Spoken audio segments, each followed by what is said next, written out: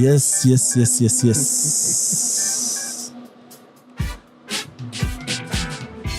Thank you so much. It's me again, Michael Kemadi, hosting Impact Masters podcast in collaboration with Africa's Talking Retold Podcasts. Coming to you live this beautiful evening.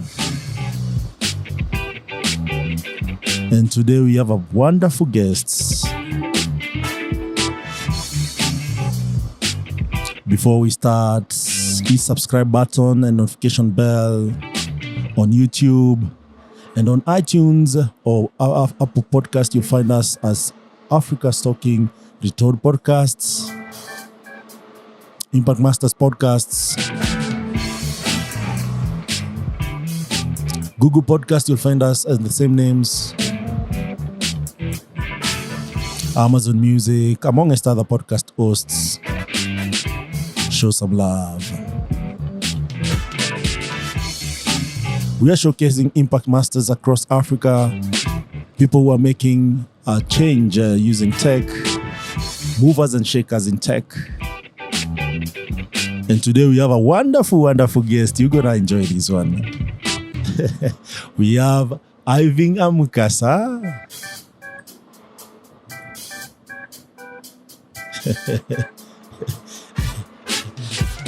Irving Amukasa is passionate about how technology, especially how mobile technology, can better the way we live, learn, and interact. This guy is so brief as he comes.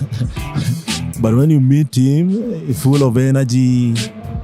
I knew him, I think, 10 years ago. He's been doing an amazing stuff. He's the builder of Sophie bots. He's good in Android, passionate about AI and bots. And he describes himself as a developer tech entrepreneur.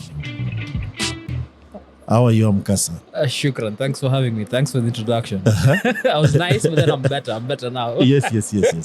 So, in this podcast, you believe that we cannot tell an African man's story without getting to know who he is. And the best way to know who someone is in Africa is just actually talking with them and understanding who they are. And for us here, we take it all the way back. Where did it all start? Nice. Where did Amukasa start?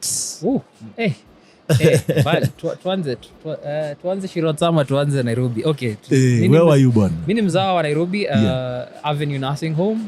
Grew up in Isili for most of my life. I grew up in Isili, but then I've lived in Isili, I've lived in Mombasa. Nice. And then after high school, I used to spend like half of my holidays up country because nilikuwa side za Nyanza. Okay. I was called Maseno karibu, so I've lived across Kenya.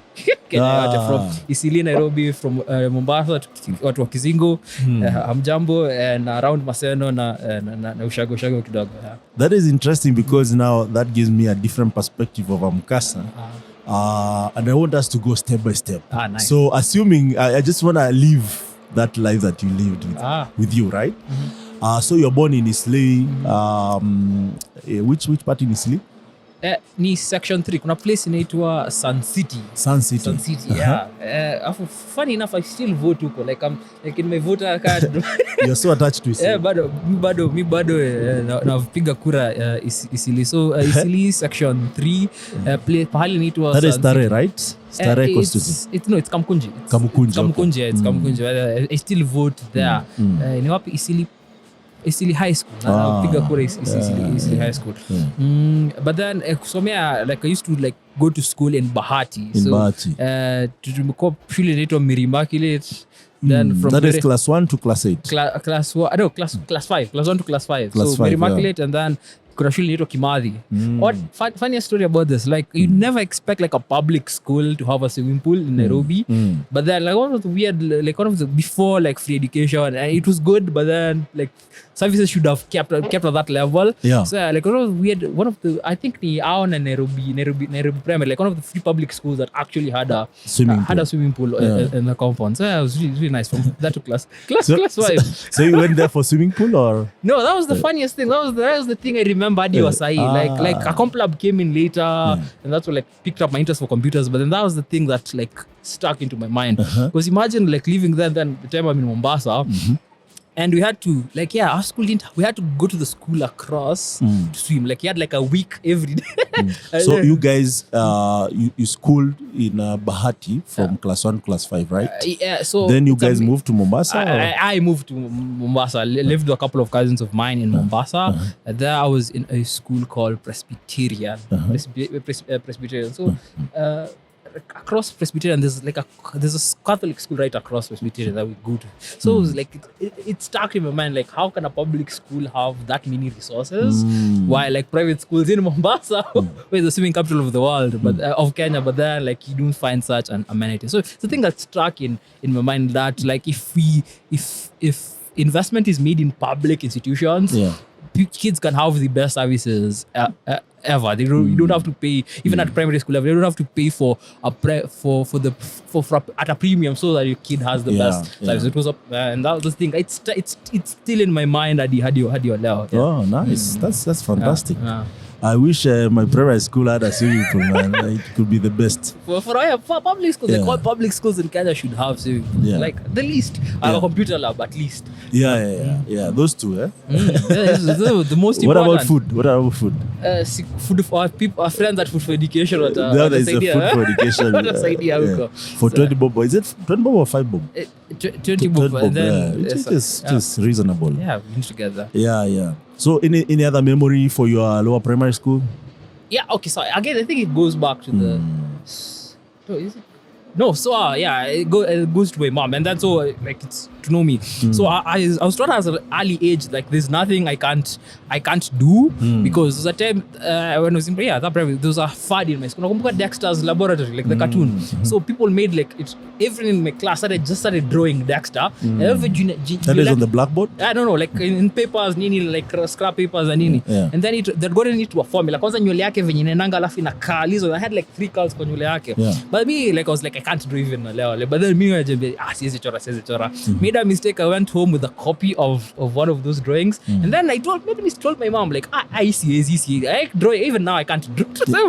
But then mama like, see, you will stay there. You'll keep tracing that item over and over again until you can draw it. So since then, I learned like, oops, there's nothing you can't do as long as you practice, right? Yeah, as long as you stick at it. Like some things may be harder for you, yes, because like people are skilled differently. But then if you keep at it, like there's nothing you cannot. Like, there's no skill out there you can't ultimately master. Ultimately, not even master. Get to a point of competence. Like if you keep at it, there's no skill out there you can't get competent in. And you say this, you're made to believe this by your mom. My mom, early on. I cast like I made a border son later a picture home. My mom was like, Kazima TV, like car chini, keep drawing, keep trying over and over until. And then I go, I can draw the extras from the laboratory because kitu ngumu ilikuanga nywele yake because nywele yake alafu kuna curl tatu kwa nywele yake, but then aside from that his raspy face ni like simple shapes. It's like straight lines, nose is like a triangle ladini.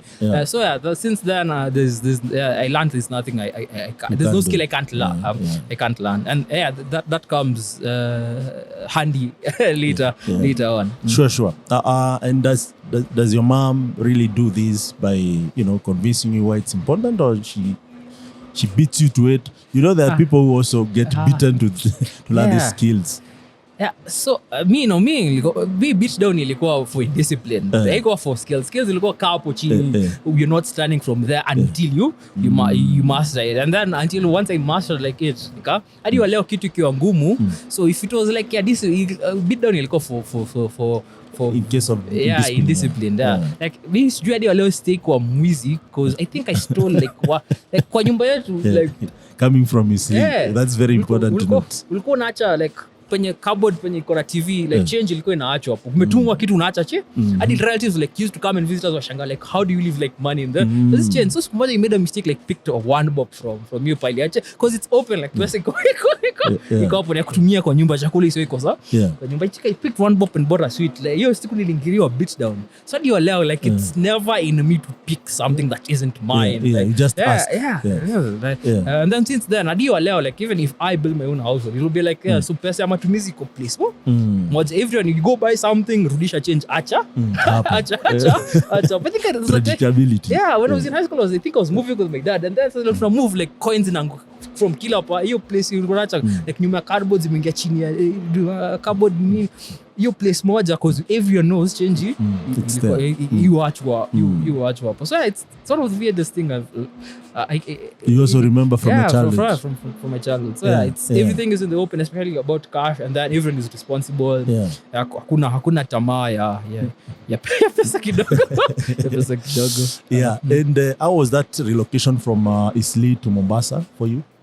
So I think I was young, and then one of my favorite cousins called Brandon. So at first it was exciting because it's hanging out because I went for the December holiday, and they told me like you're hanging around here. I adjusted really well. And then I had like a month December to get used to the heat and all. So I think a difference was probably when I was in Isili, I didn't play as much. I was like getikali kaa kwa nyumba was like nini. And then Mombasa like once the house is cleaned, msikae kwa nyumba tukeni and because the weather does not allow you to be bangers. And then and I think they also like out of my home like you were very centered around the TV, but then Mombasa they're like trying to kinafanya vitu vingine, go read, go find something else to go.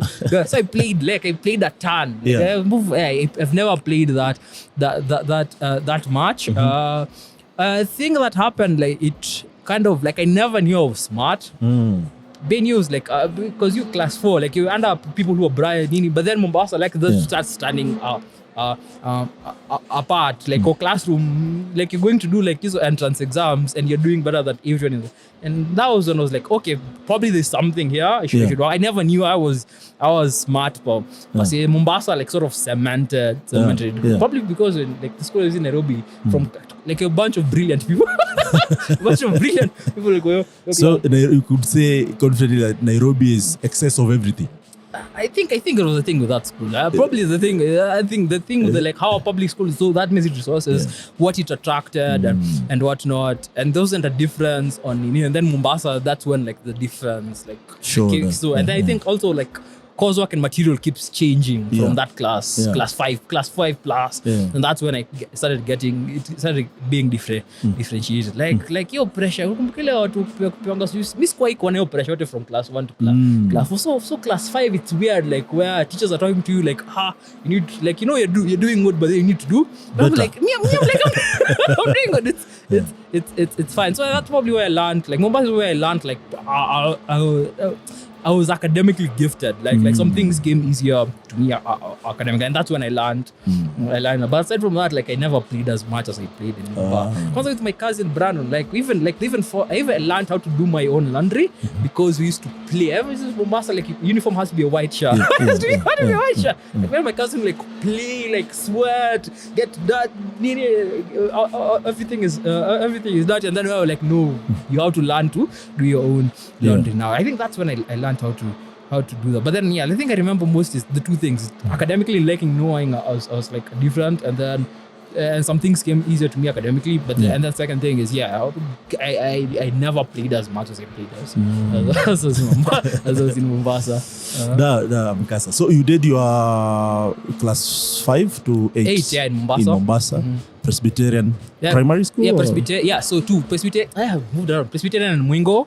So Presbyterian class 6 and then Mwingo like class 7 and then Mwingo class 8. Why did you keep switching schools? Again, it's a bit complicated, but then so my dad felt the Presbyterian, I was like Atlanta was different academically, like they noticed if I was in the best in that school for that year, I was too like it wasn't a big of a challenge, a bigger challenge for me, and I needed to constantly push myself. So like so I remember taking the entrance exam for like Mwingo, and my pass like I got like an 80 on their math because they really do like they had a focus on math. I got like an 86 on their math, 86% on their math people, and I was like, yeah, this is good. But then like the teacher says that, I did an entrance exam, that's good. Little did they know, like 10 people in their class struggled for 90 plus, like perfect scores, like in that class. I'm even friends with those guys that you know, Josephine and the coach Josephine and Co. So like it was a whole different level. Yeah. I call it a drill school for KCPE. Yeah, so that was the difference. It was a bigger challenge. It was more drilling for exams. Like you can master the concept, yes, but then like exams are a test of how prepared you are for them. So it was a whole difference. Yeah. So you did your KCPE there. Yeah, I did my KCPE there. And how did you perform? So I got a 420. I got out of 500 or? Yeah, out of 500. It was those Missy was 6. I'm not that old. 700. It used to be 700. I'm not that old. Yeah. So I got a 420 then. Weirdly enough, it's the same exam I did. Like I got like and mock, and I was like, hey, it's fine. And then from there, got a 420 then. I think, I made like those. You must have been on papers. No, the top 100 Mombasa or something. Okay, Like, not nationally. Nationally, we got a 440s and 80s. Yeah, I think this was 209 to 8. It was right after. Yeah, it was right after 8 to 9 to 8 to. I got a 420. If I'd done that, is pretty good. Yeah, I would have gotten like 400 plus. I went before, but then Mungo. Yeah, it was a whole new level. I keep joking, like my workload in high school wasn't as much as it was in. Oh, those guys used to drill you guys. Yeah. So you had to go through an entire English paper, but then not just answer questions. You have to basically replicate the entire paper on your textbook. Like you're writing every question and answering. What was the reason for that? They wanted to the material to be that familiar with you, because and there's the thing, people have, I don't know why I'm surprised they're realizing this year, NAC keeps reusing past exam. Even for math, it was notorious. Like math paper, we think an entire class did it within 30 minutes because you reconsider this, you've gone through all past papers before, and you've gone over, you've written out every single question and the choices, and you answer for every single choice, and you've gone through it over and over again. You're like, oh, this question is from this paper from this year. The answer is C, but then you still work it out just to be sure. Like within 30 minutes, I think 70% of our class was done with the math paper. And they used to be multiple choice. Yeah, multiple choice, and then it's repeated. And they're like, how are you done in it's like an hour? It's a math paper is like an hour.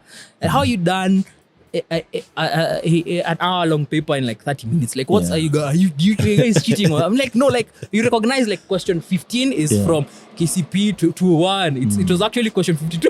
It was question 50. That it was one of the it was it kept reinforcing that knowledge. You can master the content, yes, but then exams are a test of how well prepared you are for them. It's a thing I carry on at your level. Exams are a thing you are a test of how you're prepared you are. They're not a test of you mastering the content. Yeah. So Amukasa. Now that we have CBC, I don't know if you're familiar with it. It keeps confusing me. Is it 722? Is it 423? Whatever it is in terms of the years that you take. But one thing that strikes me is how they approach different subjects, more of hands-on instead of theory.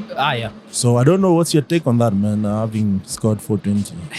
Again, the education system was in need of review. Problem is, I think there's a lot of 844-ish implementation of CBC. So those hands-on tests where a kid is supposed to make a toy truck. People parents are taking that to carpenters, the local fundis, asking them to build.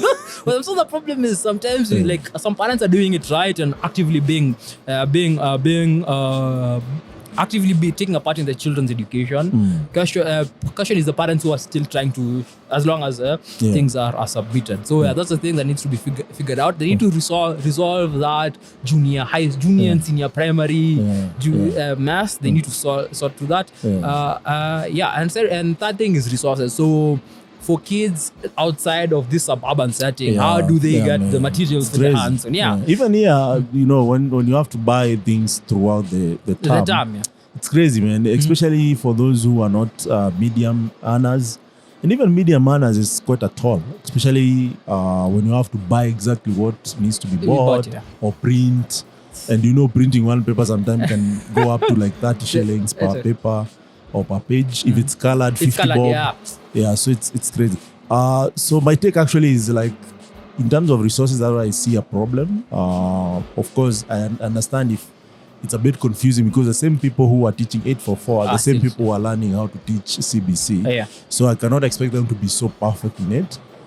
So if I think the Education Ministry or the Kenya Institute of Education listens to this, maybe there needs to be revision around resource management, as well as also catering for those who are not in the urban areas. Where there is so much access resources. Yeah. So you get invited to which national schools? So there was okay. This is not was drama. It just one or? No, yeah. So it was one. So I had three choices. So Mangu, Maseno.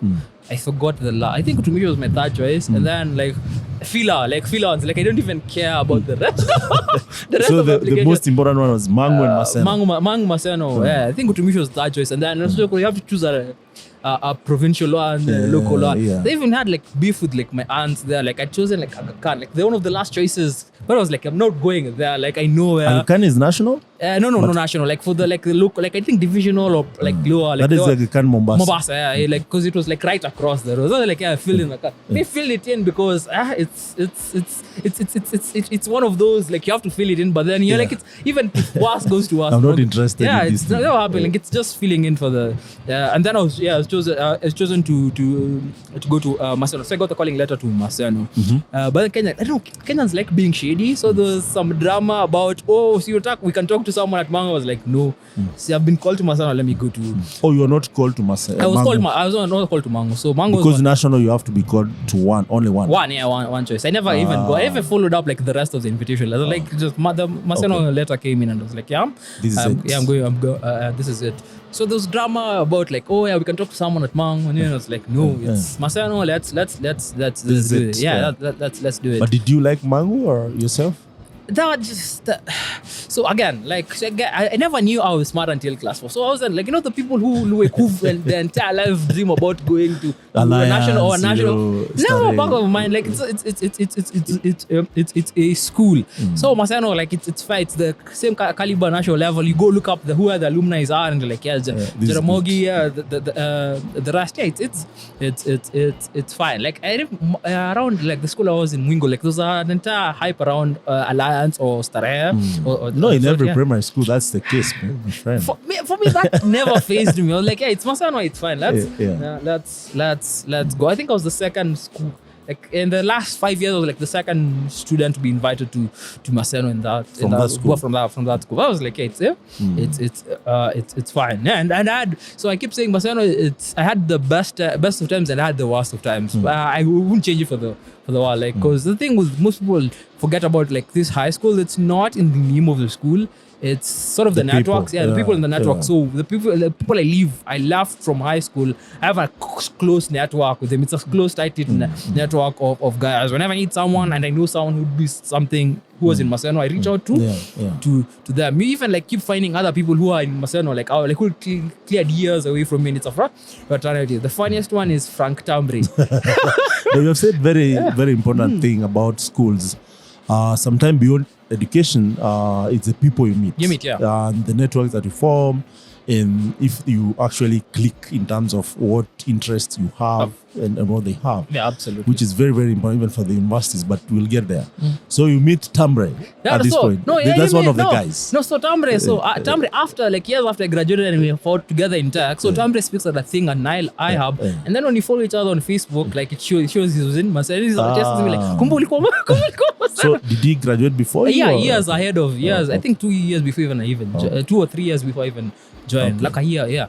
So and it's a small tight network. We do Alliance people shade who keep reminding people who they went to Alliance. So Maseno used to call ourselves MOBA. So MOBA, Maseno Old Boys Association. So it's a code word for people who in the know to accept. So it's Ujamal Konga MOBA. So if somebody knows Ujamal Konga Maseno, you there's a instant connection.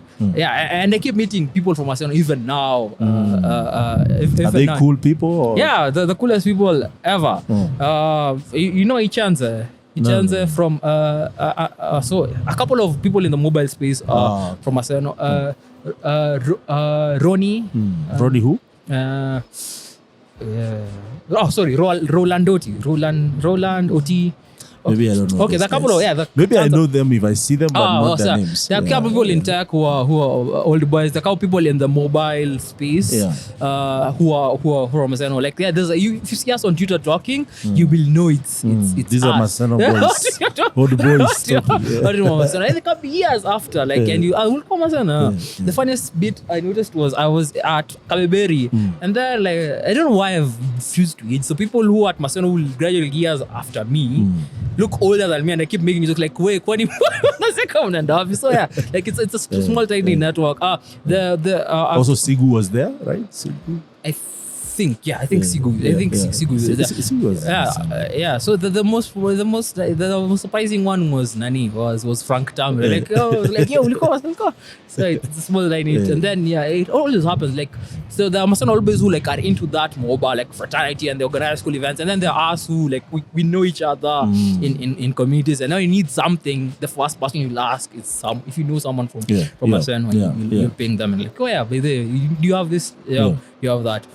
Okay, so I should go back. So for context, so Maseno is a national school by name, and it has like the oldest facilities ever. Because it was set up around 1906. Oh, okay. Yeah, and then the investment hasn't been on the infrastructure per se. The investment has been into programs in Maseno. Like it has the best rugby program, one of the best basketball programs. But then I think in Form 1, like my class. What are these programs? Yeah, like so how the school actually funds activities outside class and actively encourage them. So we spent 4 years being called gentlemen, and then we kept being told like success outside the classroom is a marker for success in the classroom. So if it's games time and you're studying, go out there, explore life.